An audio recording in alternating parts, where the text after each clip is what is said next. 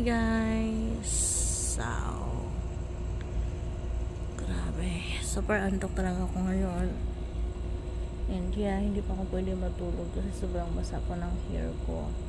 So ayan, nandito ako, nagpa-breastfeed ako sa anak ko guys.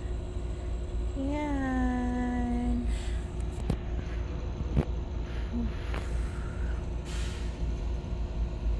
My baby.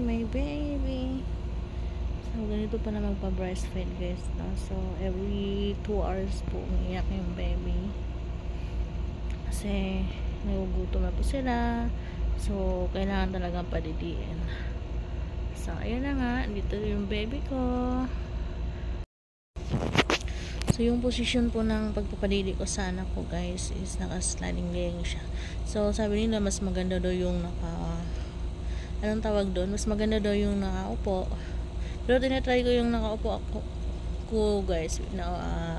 Pero tinatry ko yung nakaupo while nagpadidi.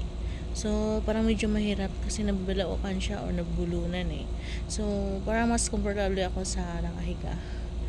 So, ayan.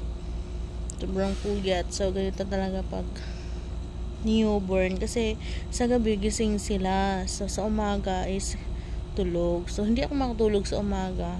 So, kahit anong pilit ko. So, hindi pa rin ako makatulog. Kasi, iba eh.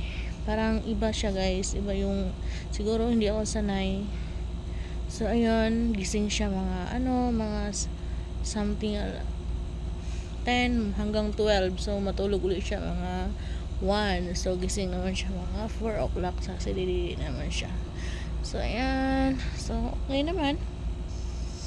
So, hi. Thank you.